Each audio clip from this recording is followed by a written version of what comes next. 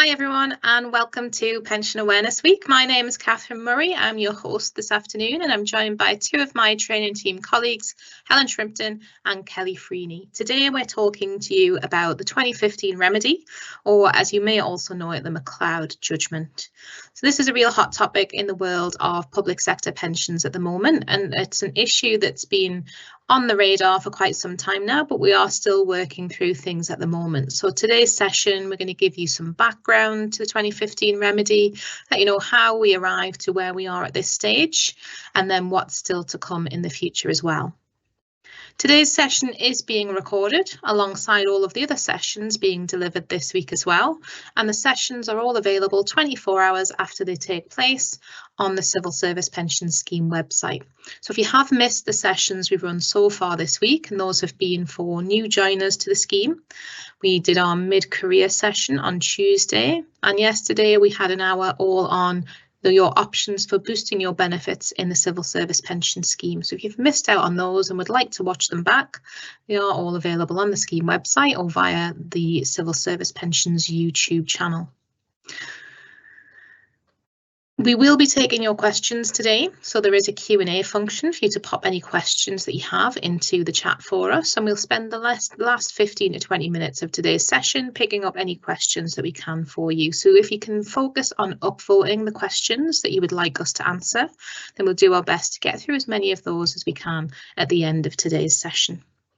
And all of the information we're sharing today, you can also find on the Civil Service Pension Scheme website. The remedy pages are regularly updated. There's lots of information there for you. So to get us underway with some background on the 2015 remedy, I'm going to now pass you over to Helen. All right then, so as Catherine said, this session's all about the 2015 remedy. It's the hot topic, isn't it, at the moment, to do with the Civil Service Pension Scheme. So we're hopefully going to explain to you a little bit of background about the 2015 remedy, how to identify if you've been affected by this, and also what choices you may have when it comes to making your decision if you have been an impacted member. So just a little bit of context on the 2015 remedy. It was formerly known as the McLeod judgment, but we do now refer to it as the 2015 remedy. So in April of 2015, the government launched a new pension scheme called Alpha. And upon the launch of Alpha, there was a decision made that members of the civil service scheme should be moved into Alpha. So those who were closest to their retirement, they didn't have to move into Alpha straight away. Some members of the scheme were moved into Alpha straight away on the 1st of April 2015. And then we had members who were somewhere in between. So they weren't moved into Alpha straight away, but they were eventually moved into Alpha at some point. Now, this approach, this was found to be discriminatory, I can't say that word, under the grounds of age. So therefore, there has to be a remedy in place to identify and address that discrimination, because everyone needs to be treated fairly.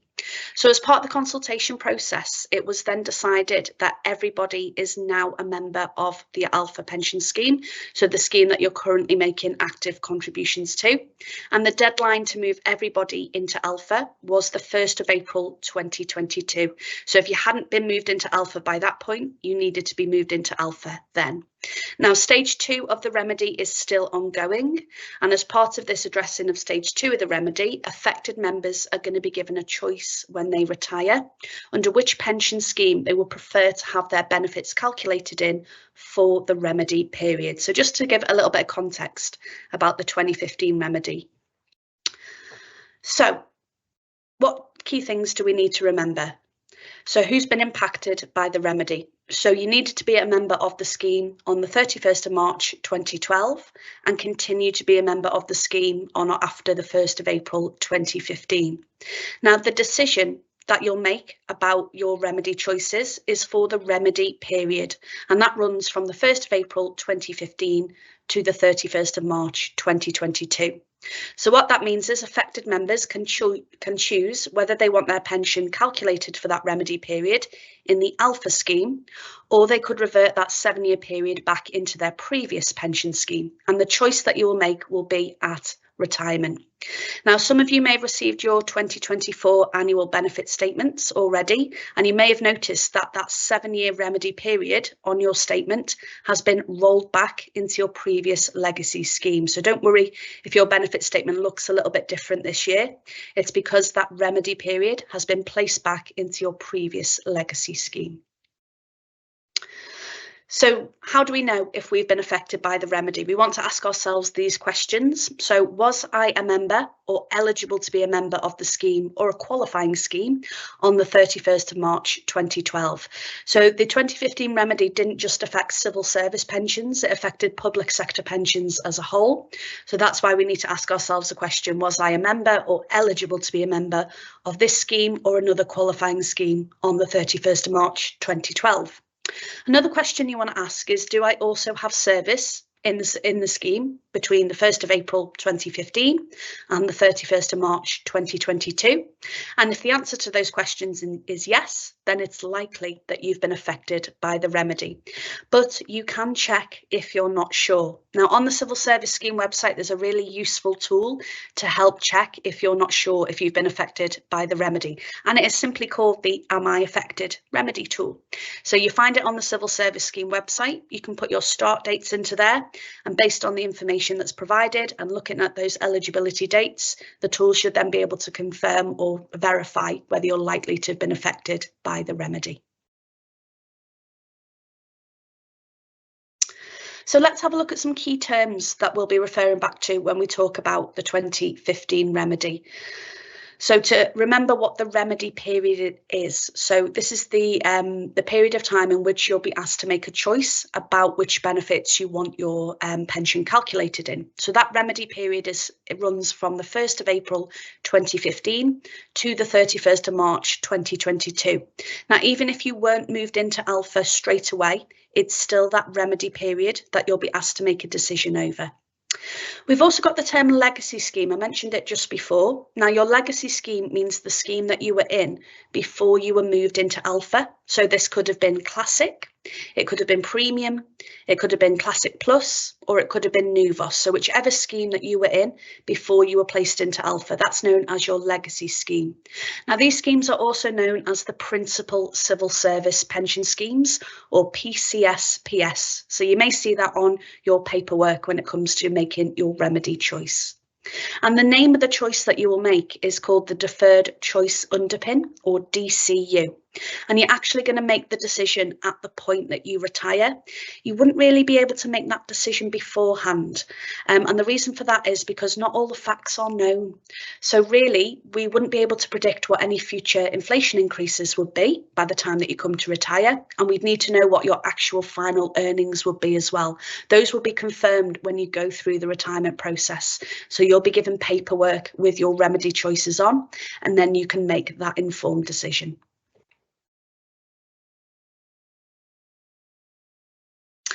So it's a little hard to explain how a remedy choice may look like, but we've got a little example here to hopefully give you a little bit of context.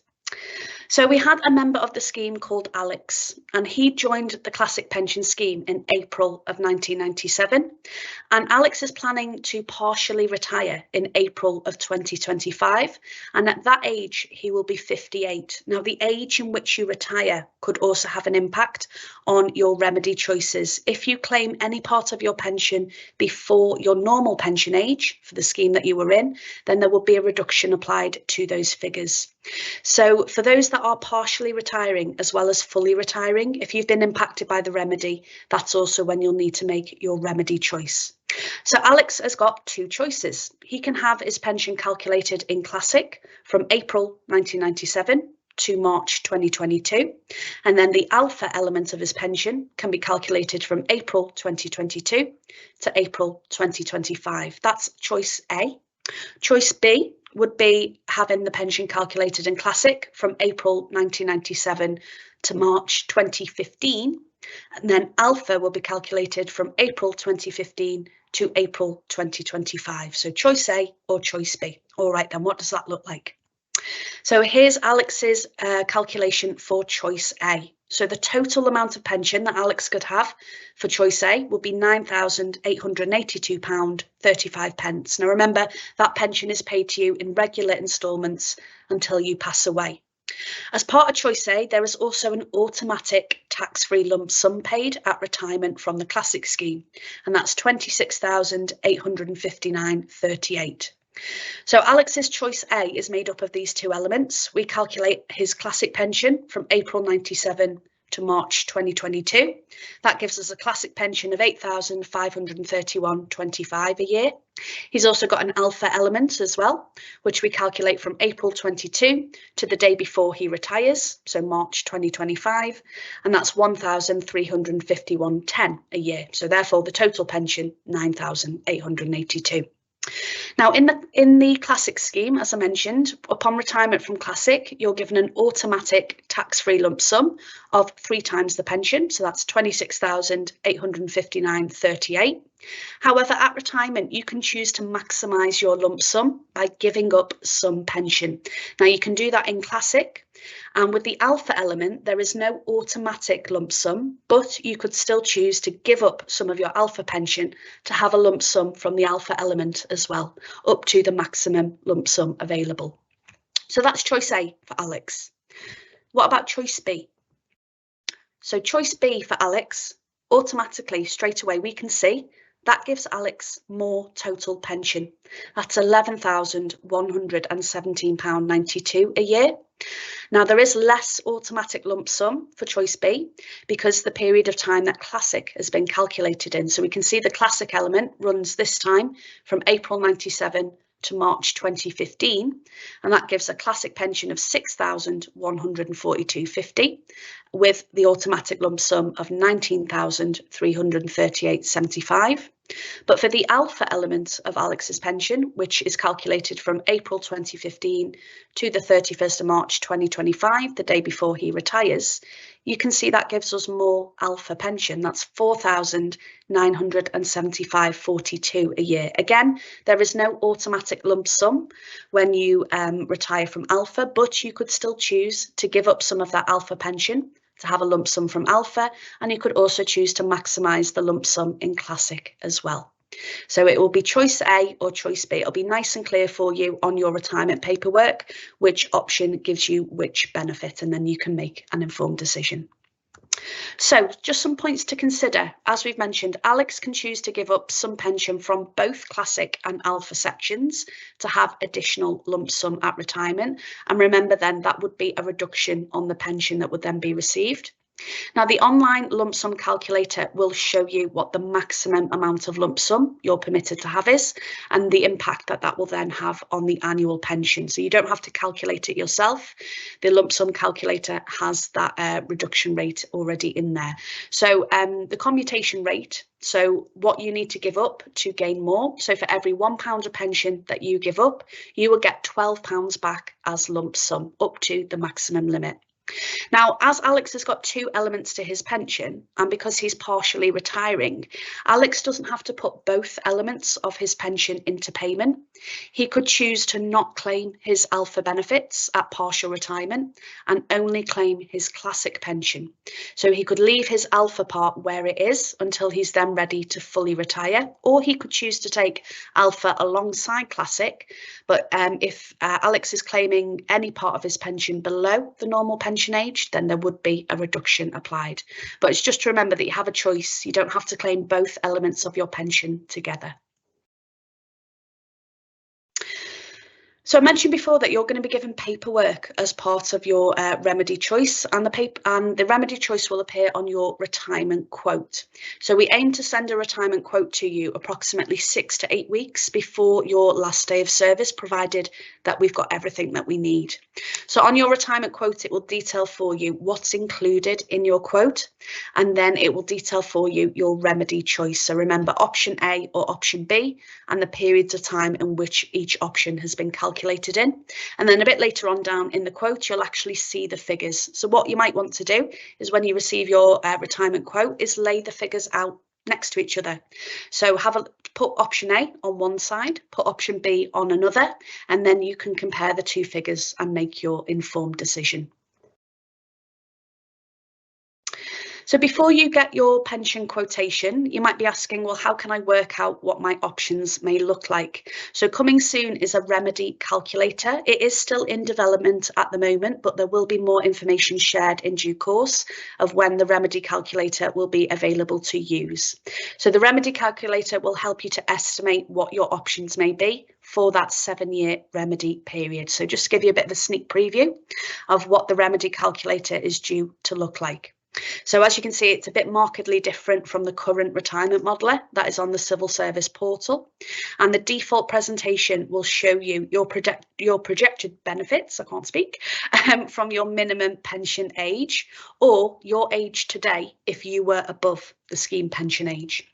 So the remedy calculator will help you to estimate the monthly pension amount, also the yearly pension amount and the estimated tax-free lump sum. So you'll be able to model different options on this new calculator to see what your benefits may look like for the future. So what you'll be able to do when you're doing the modelling options, you'll see there is a little sliding scale as well. So you could set your retirement age at a different age and also decide on how much lump sum you would like as well. You can have up to 25% of the total value of your pension paid to you as a tax-free lump sum, but that will be detailed for you on the retirement modeller, the new version. So you can set it at different options. Currently, when people are using the modeller at the moment, you know you need to use the sliding scale for retirement age and lump sum.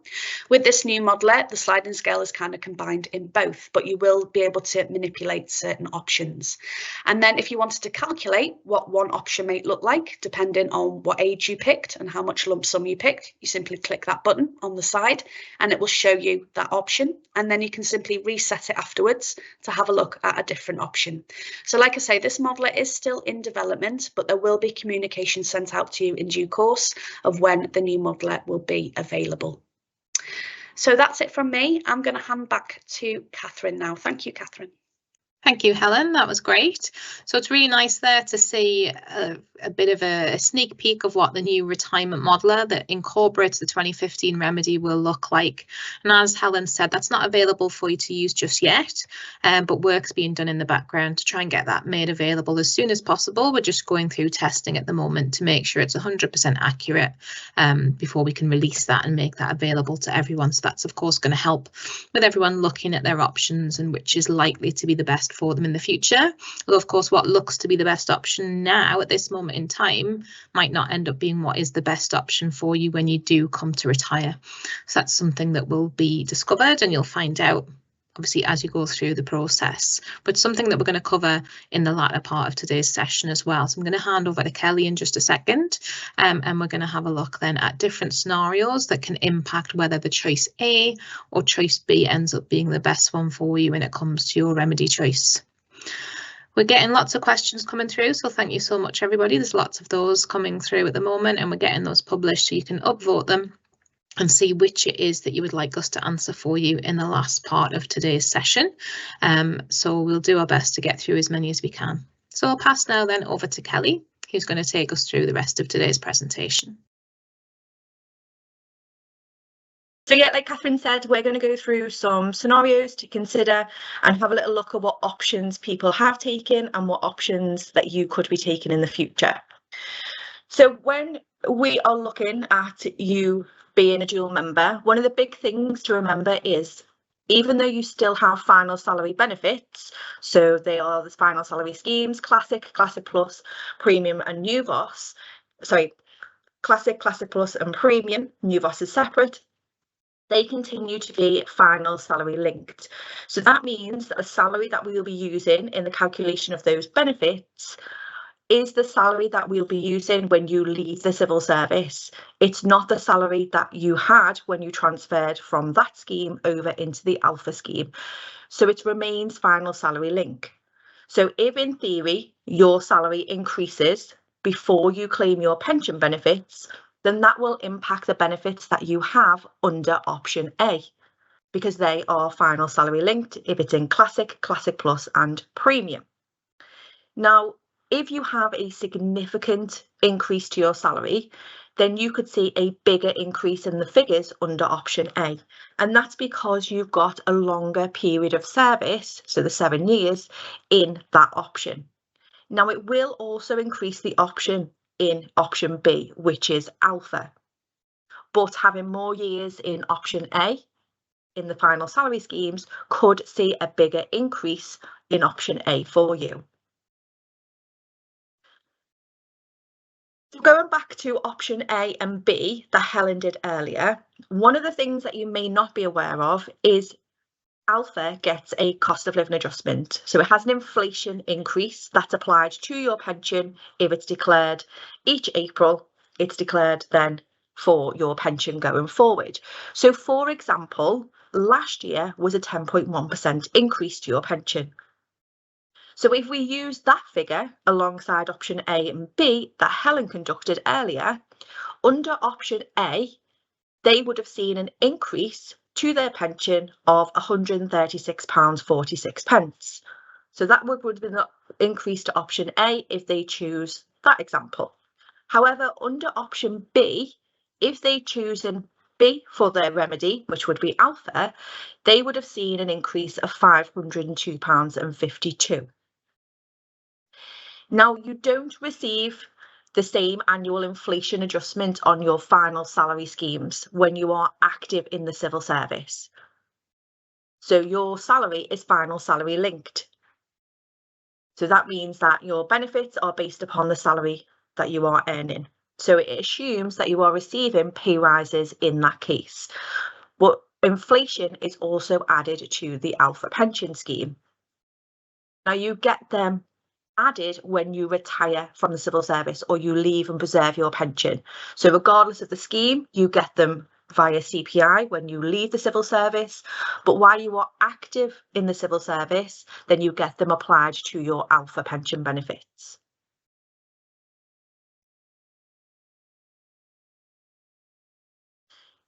So let's have a little look at how the annual benefit statements will work.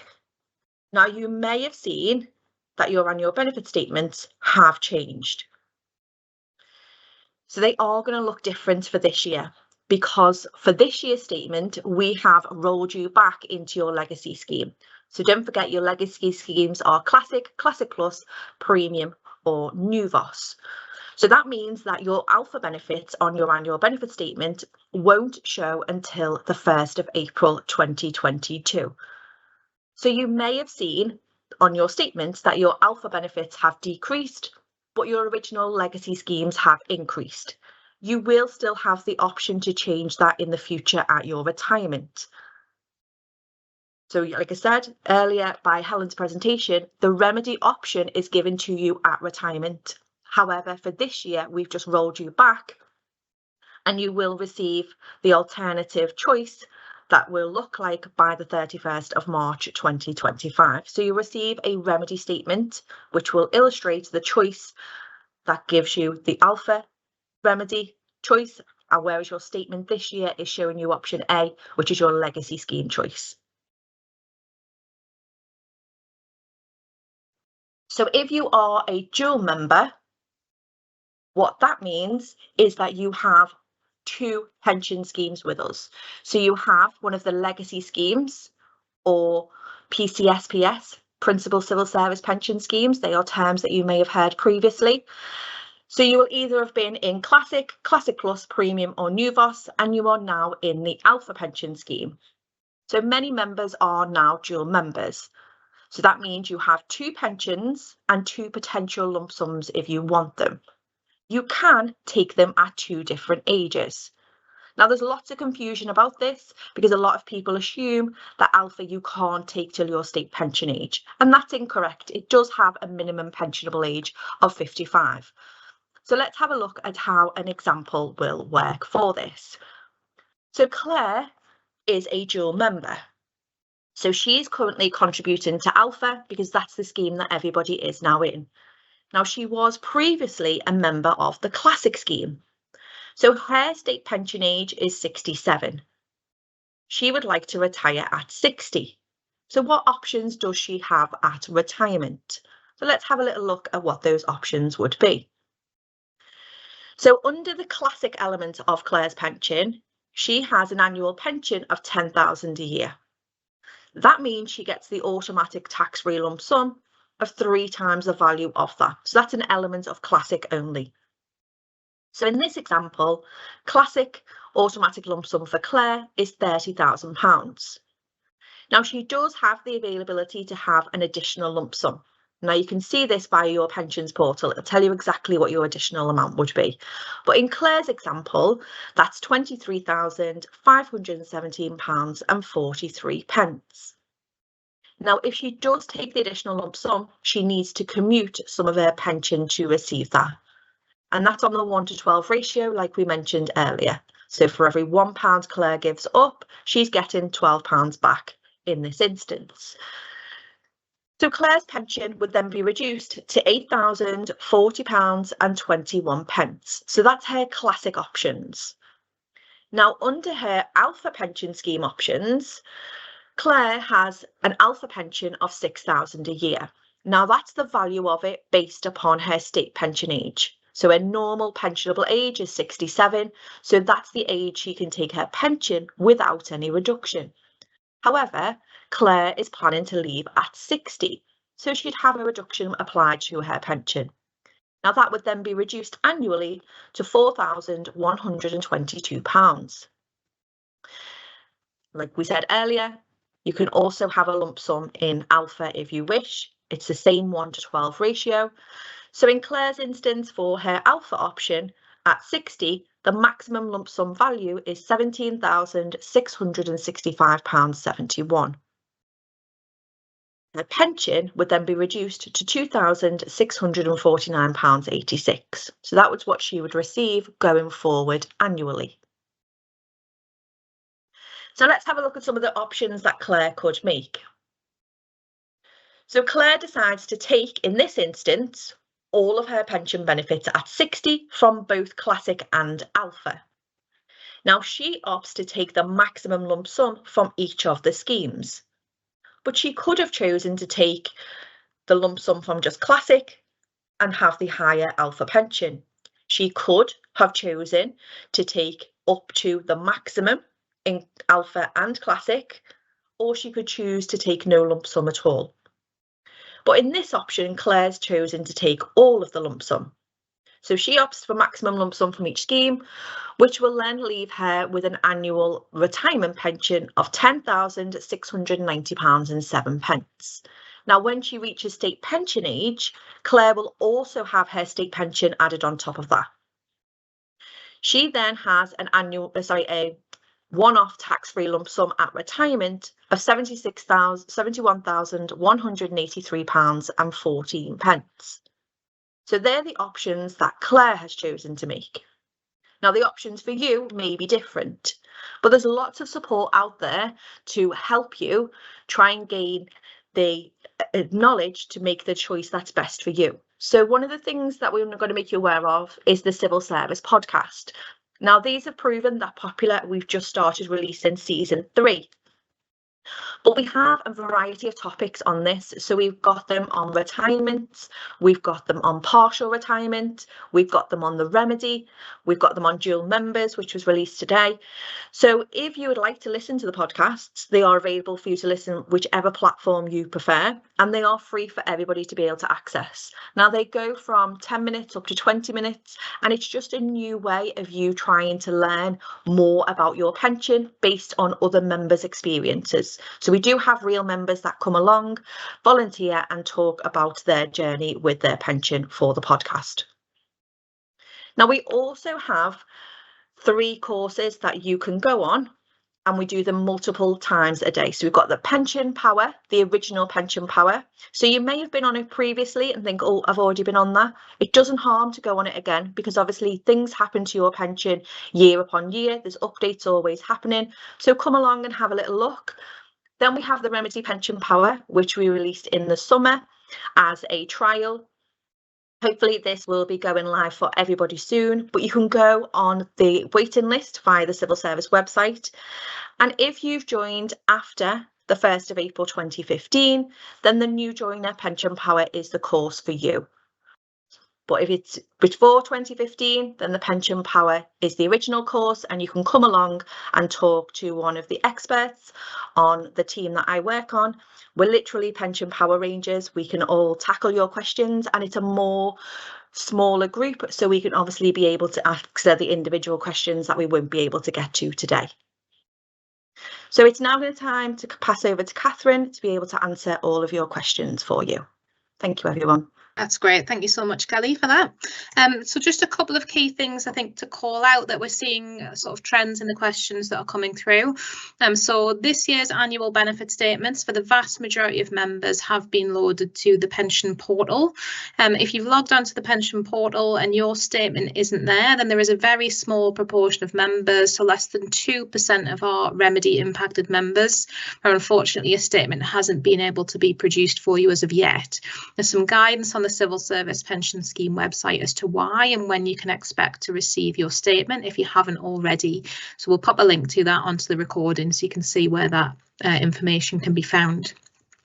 For those of you who have received your statement, so for remedy affected members, your service has been rolled back. So if you were someone who moved into Alpha before the 1st of April 2022, this year's annual benefit statement now shows your service in your legacy scheme, be that Classic, Classic Plus, Premium or Nuvos, until the 31st of March 22, with Alpha beginning from the 1st of April 2022 going forwards. So your service has been rolled back, which is something that has had to be done as part of the remedy project, but of course you're still going to be given that choice to make at point of retirement to then choose Alpha for the remedy period if that's the best option for you. So just some of the background as to what's happening there. We're also having questions come through in the Q&A from members who are waiting for remedy pension saving statements, or RPSS as we're calling them this year. There is a deadline of the 6th of October for those to be issued to members. So they're in process, they're going out all the time at the moment, but there's a lot of data to recalculate. So they're just taking a little bit of time to get those figures together. So those are being issued through the post to members who are impacted, which is quite a small proportion. If you haven't heard of a pension savings statement before and you've never received one, then you wouldn't be expecting to receive a remedy pension savings statement this year. So that's for quite a small proportion of our membership who have that issue where there's a potential tax liability. And there's lots of support for those members available on the scheme website. When you do receive your statement, there's a very good guide to that remedy pension savings statement online and guidance on how to complete the HMRC calculator tool that needs to be completed alongside receiving one of those as well. Okay, so we've got just less than half an hour left, so we've got lots of time to get through as many of your questions as we possibly can. So we're going to have a little look at those that have been most upvoted and see what questions we can answer. So we've probably covered this off in the information shared, but it is popular. So I'm going to come to you, Helen, with our first question. So Anonymous has asked, can you claim your full classic pension at age 60 and then continue working until age 64? And then claim your Alpha pension when you retire at 64. So how does that work, please? Thanks, Catherine. Yeah, absolutely. Yes, you can. You can choose to claim both elements of your pension together, or you could choose to claim just one element of it and leave the other. So if you did claim your classic pension at 60, that's the normal pension age to claim your classic pension, and that means there'll be no reduction applied to it, so it will be paid to you in full. If you did decide to claim the Alpha part of your pension before your normal pension age for Alpha, which for everyone is your state pension age, so of course everyone's going to have a different state pension age, as that's determined by when you were born and what your gender is. I think my state pension age will be about 100 by the time I come to retire, but remember, your state pension age is also your Alpha normal pension age. So if you did decide to claim your Alpha pension before your normal pension age, then yes, there would be a reduction applied to it because it's going to be paid out for a longer amount of time than normal. In very general terms, the reduction applied to a pension that's paid early is between 4 and 5% per year. Any lump sum that you decide to claim early from any element of your pension as well would also be paid to you at a reduced rate. So to sum up, yes, you absolutely can claim your pension at different ages and different times. You could claim one and leave the other one until your normal retirement age for that scheme. Hope that's answered your question. Back to you, Catherine. Thanks, Helen. Yeah, I think our three most upvoted questions are all really on this topic. So just to expand on what Helen said there as well, and picking up the further questions that we've got there, if you do want to access your pension benefits at 60 or whichever age it is you decide to claim your pension benefits, you do have to take a form of retirement to claim them. So if you are planning on remaining in service, then you would be looking to take partial retirement in order to access your pension benefits. You're not able to say, for example, access your classic pension at 60 but continue working and nothing change paying into alpha. You'd have to look at taking partial retirement to access your pension to be able to do that. So you can take both sets of pension benefits separately or you can take them together. But if you're remaining in service, then you'd need to be taking partial retirement in order to access them. I think that and Helen's response covers our three most upvoted questions that we've had. I'll come to Kelly with our next question, which comes from Ian. So when we were forced over to Alpha in 2015, our contributions increased. If at retirement we choose to put the 7 years into the original legacy scheme, have we overpaid contributions for 7 years? There's a lot of misunderstanding on this topic. Kelly, what can you tell us about it? Thanks, Catherine. So great question, Ian, because like Catherine said, this is always raised a lot. So levels of contributions have been evened out, and what that means is people now pay based upon their salary band, so it's no correlation to the scheme that you are in. So you would have been paying the same level of contributions in 2015 if that's when you did move over into Alpha, if you'd stayed in the original schemes like Classic Plus.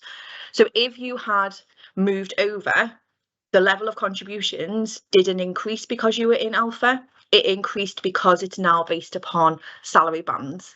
So the salary bands are available on the civil service website. But for example, the actual salary bands where you pay, for instance, 5.5%, that was decreased for yourselves this year. So a lot of people, if they were earning over 32,000 previous tax years, paid 5.45%. That was increased to over 34,200 this year. So you're actually paying less towards your pension than you have done previously. But if you are referring to the increase in contributions, it's not because you went into Alpha, it's because the way the contribution levels were taken are now based upon salary band, not how you were paying in the schemes previous to that time. Hopefully that helps. Thank you, Kelly. I think it does, yeah. So contribution rates started increasing back in 2012, well before the introduction of Alpha. It used to be that Classic members paid 1.5%, but those contributions started increasing in 2012. So it was before the introduction of Alpha. The two events aren't linked, therefore there's no contribution refund due if you choose your legacy benefits for the remedy period.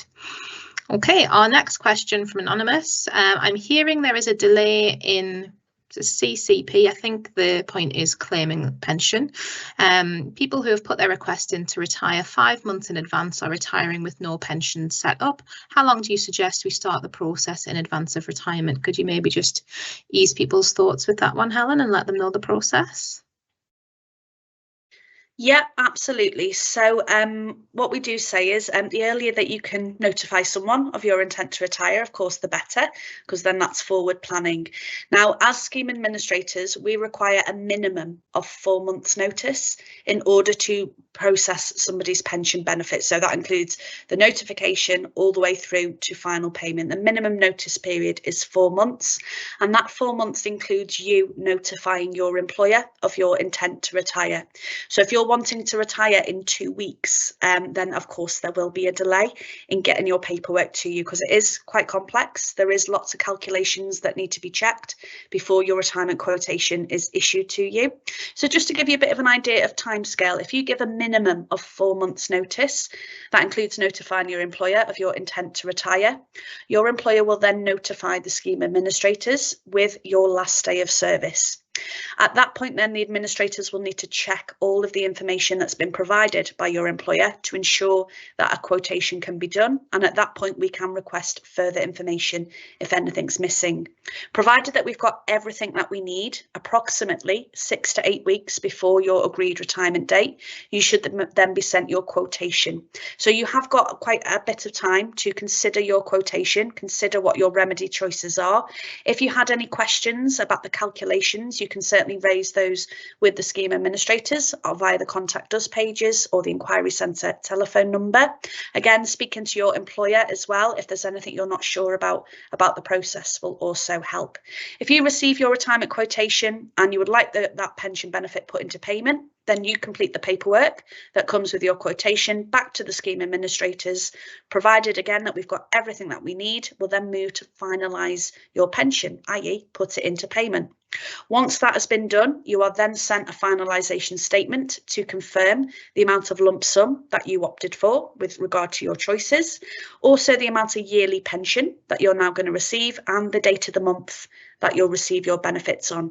So any lump sum that you opted for is paid shortly after your retirement date, but your pension payments are always paid in arrears on a monthly basis. So for example, if you retired in July, then it's likely your first pension payment would be paid to you in August, but you do get pay slips once your pension's in payment, and you'll be able to view those pay slips on the civil service portal. So even after you've retired, you can still use the portal to check your pay slips, to check your P60s, and also to update any personal information. So I hope that short time scale has sort of given you an idea of how long things take. But back to you, Catherine. Lovely, thank you, Helen. Our next question, Kelly, comes from Derek. Will future annual statements show both pre-remedy and remedy calculations? What's expected in the future? Do we know that yet? Hi, Derek. So that's a great question because it's one that we're asked a lot on our courses. So it is expected that next summer your statements, so the statements for summer 25, will include the remedy options for you. So it would include your benefits in both option A and option B. So hopefully then going forward, you're starting to see what option looks best for you, even if you're not making that decision until obviously you retire. You'll know well in advance how your options are working alongside each other for you. Thank you. Thanks, Kelly. I think that answer probably picks up the following question we've got then as well. So the choice could affect at what age we can afford to retire. How do we get comparative figures now to help with financial planning? So those figures are on the way.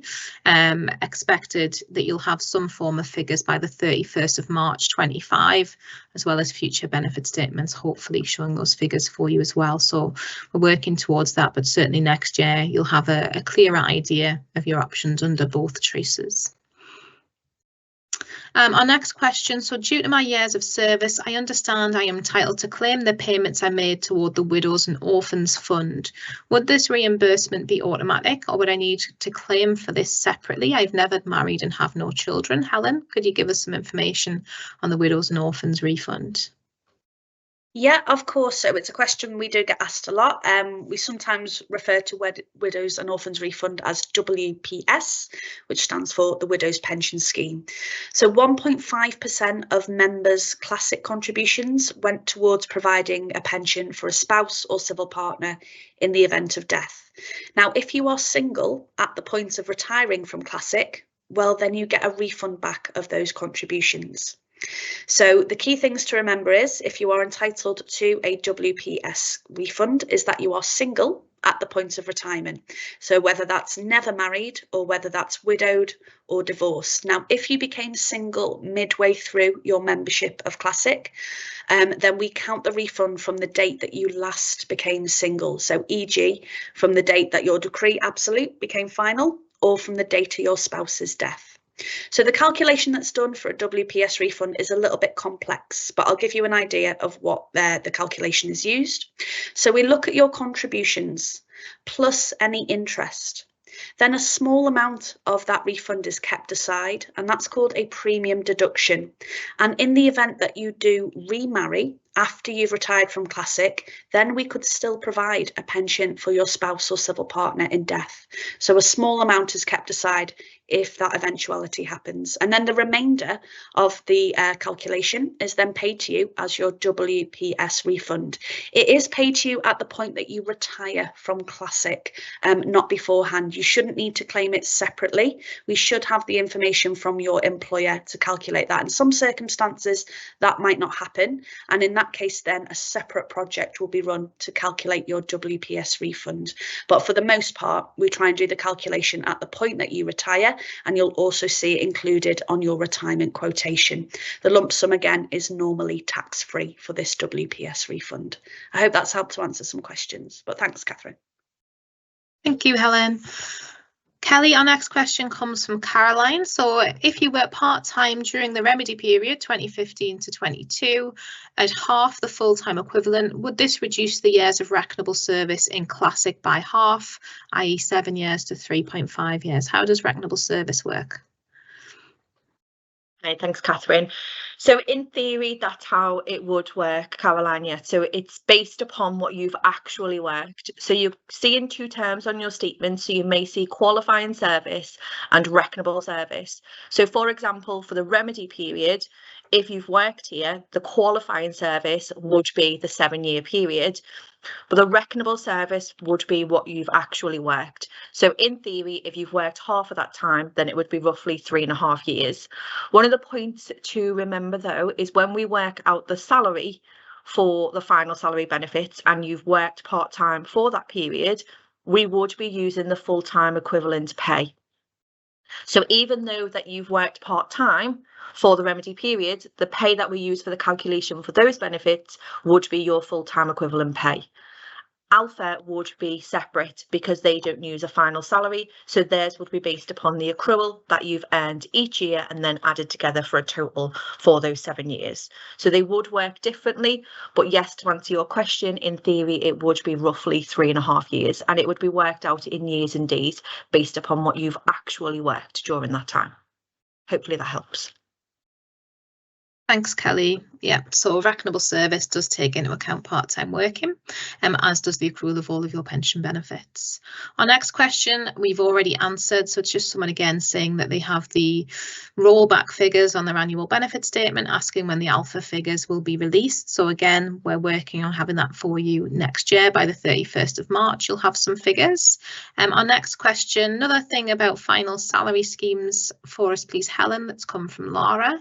So is the calculation of Classic final salary still based on the best of the last 3 years of employment? Is this tax years? And our next question is about premium final salary, and it says, is that based on my salary in 2022 or my salary at time of payment? So just a little bit on how the final salary link works, I think, please. Of course, yeah. So with final salary schemes, I understand there's like a little bit sometimes to just try and work out what actual payments are used. So as Kelly's mentioned before, for final salary schemes, we tend to look at your earnings before you leave or retire. For Classic and premium schemes, we tend to look at your earnings within the last 12 months before you leave or retire. However, the last 12 months that you've earned may not be your highest earnings period. So in some cases, we can do what's called a step back. And in the Classic scheme, we would look back over the last 3 scheme years. And a scheme year runs from the 1st of April to the 31st of March.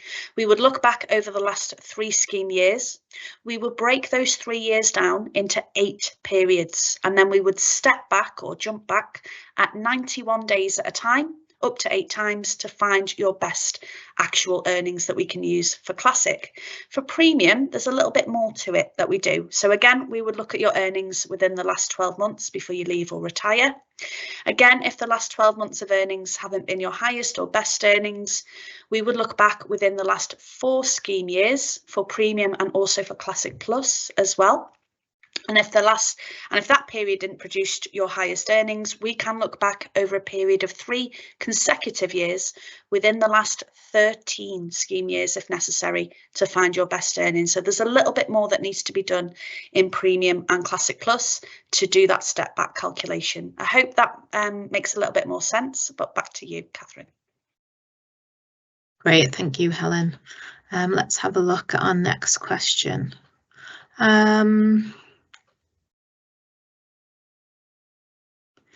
So we've got a question from Joe who says, I'm going to retire age 63 at the end of January 25. With Classic, I could retire at 60, but Alpha would be age 67. Can I use part of the Alpha scheme that has accrued to enhance the lump sum from Classic? Kelly, anything to say on that, please? Hiya, thank you. So when you take your pension benefits, they will be two separate benefits. So if you are asking, which I think you are asking, can you use the part of the Alpha that you've accrued to increase the Classic that you've accrued, then no, that's not how the schemes work. So you would be guaranteed a pension for life with Classic and a pension for life with Alpha. You'll be entitled to a lump sum from each of them. But you can't buy Classic pension now because that scheme has closed. So it closed by the 31st of March 2022, and there is no way for you to be able to add more to it, because obviously even if you go back under the remedy into Classic, there is no way you can add more to that pension now. Alpha for everybody, regardless of the remedy, starts from the 1st of April 2022. So that means that you are only earning Alpha pension now and Alpha pension going forward. So no, unfortunately, you won't be able to commute the Alpha pension and buy more Classic pension, but you will be entitled to a pension from both of those schemes and a lump sum in the future if you wish when you retire. Hopefully that helps you. Thank you, Kelly. A question for you, Helen, comes from Anonymous that says, if I take partial retirement at 60 and receive my legacy pension, so I'm continuing to work and pay into Alpha, do I continue paying national insurance contributions on the salary part of my income, even though I've taken partial retirement? Can you confirm that for us, please? Of course. So whilst you're still in work and receiving a civil service salary, then NI contributions would still be taken, because of course it's to do with your salary, even if you've partially retired. So even if you've taken one part of your pension, you are still in active service.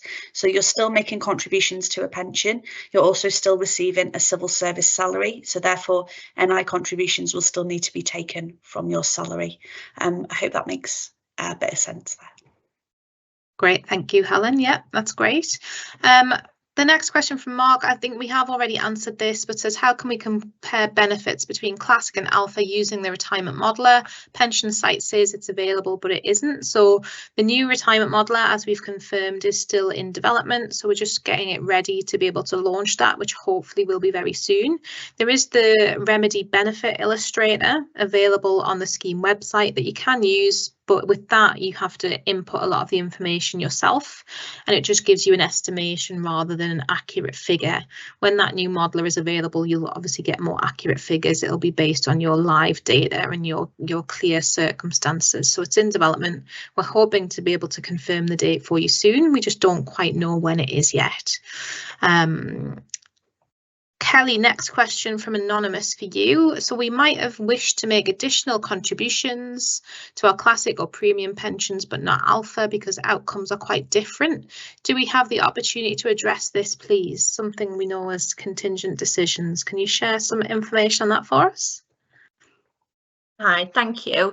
So obviously a lot of people have got questions about how it's going to work when they change over from one scheme to the other, whether they will be able to buy added pension, whether they will be getting a refund of things that they've already bought. So what's going to happen is, if, for example, you have been purchasing the likes of EPA in Alpha, then that is going to be transferred over into added pension. If you're looking at going from Alpha back into your legacy scheme, then you're not going to be able to buy back pension in that scheme because you're already gone past the date of what you would be able to purchase that for.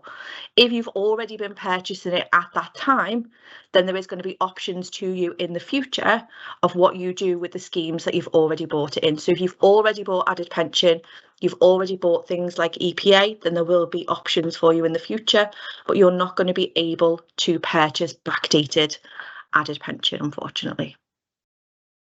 Hopefully that helps. Thank you, Kelly.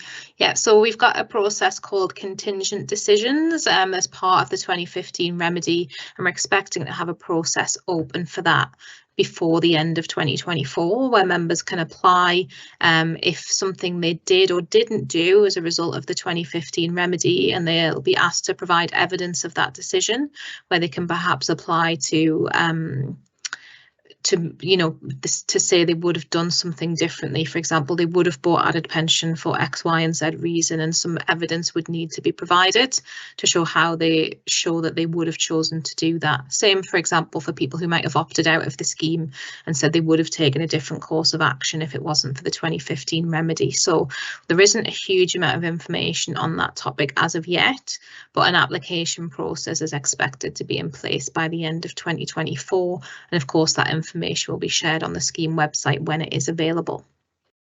Okay. We've got time for a couple more questions. So Helen, we've got a question from Adrian. If I go partial and then get a promotion, would this boost the classic pension which I'm already drawing on or is already in payment? So would that impact anything? Okay, that's a really interesting question. So once you put your pension into payment, it's paid to you. I don't really, that's sort of like the basic sort of like idea. So if you have claimed all of your classic pension at partial retirement, that's now in payment for you. What you'll be doing when you partially retire is still contributing to alpha, and the alpha part of your pension will still be building up, and it builds up by 2.32% of your earnings plus an inflation increase for each year you're in the scheme. So if your classic pension's been put into payment, it's paid at that point. If you then did have a promotion after you retired, after you partially retired, then obviously that will have an impact on your your alpha benefits, I should say, because remember that accrual rate is 2.32% of your earnings. If you didn't claim your classic pension, all of your classic pension at partial retirement, then you may still retain that final salary link. So if you there is a choice at partial retirement to not put all of your classic pension into payment. You could choose to just put some of it into payment, and anything you then didn't put into payment, the remainder of reckonable service is then reserved for when you're then ready to fully retire. But just something to bear in mind, if that reckonable service that you reserved, if your pay has changed again by the time that you come to fully retire, then the impact of that reckonable service that's been reserved may also have a difference in the calculation for final retirement. I know that sounds a little bit complex, but it's just something to bear in mind. So any change to your pay after you've partially retired, of course, that will have an impact on the pension that you're still building up. I hope that makes some sense. Thank you, Helen. Yep, so it'll impact any reckonable service you haven't put into payment, or it'll impact your alpha benefits, but the pension benefits already in payment wouldn't be adjusted for any salary increases or promotions post that pension going into payment, just to summarise. We've got time for one final question. Kelly, question for you from Anonymous. So who determines which scheme, e.g. Classic or Alpha, for remedy years contributions if a member dies before retirement? So really good question. Hey, that is a really good question. Yeah, it's one that we're asked quite a lot. So if a member was to die before a choice is made, then a choice still needs to be made. So it may be that it falls to a nominated party. So it could be your partner or husband, wife, civil partner, whatever that may be. It could be that the choice is made by them. If there isn't anybody who is enabled to make that choice for you, then the scheme would make that choice on your behalf. And we would do it to make sure that if anybody is due a pension, such as a child, it was made in the best interest of them. If somebody is living in a separate household, such as your partner, from a child who is eligible for a pension, any choices that partner makes wouldn't impact the child's pension. So we would make sure that it's fair across everybody and that one choice isn't impairing somebody else's pension in the future. The decision would be made, but it would be dependent upon the circumstances and who is available there for you to make the decision on your behalf. Hopefully that helps. Thank you, Kelly. That's great. That is all we've got time for. I'm sorry if we didn't get to your question today. We have got through as many as we can, but there's hundreds still outstanding. If you would like to have some questions answered, you could try attending one of our Pension Power sessions, which we run every single weekday throughout the year. And those are run to quite small groups. So we do get through all of the questions that are asked in those sessions. I think the next dates available for those at the moment aren't until about the 23rd of October, as they're so busy at the moment. Everyone's really interested in their pension at the moment and trying to find out more. Later today, we'll be sending out an evaluation survey on today's session. Do please take a few minutes to complete that and let us know how you found the session today, if we covered the information that you were looking for, and what you would like us to talk about at future sessions as well, just so we can shape these events for the future to make sure we're giving you the information that you're really looking for. And the Civil Service Pension Scheme website has a whole host of information on there to help you and support you throughout your career, whether you're close to retirement or your retirement's still a really long time away. And of course, the recordings of all of these sessions will be available for you online 24 hours after the sessions take place. Thank you so much, everybody, again for joining us. Have a great rest of the day, and bye for now.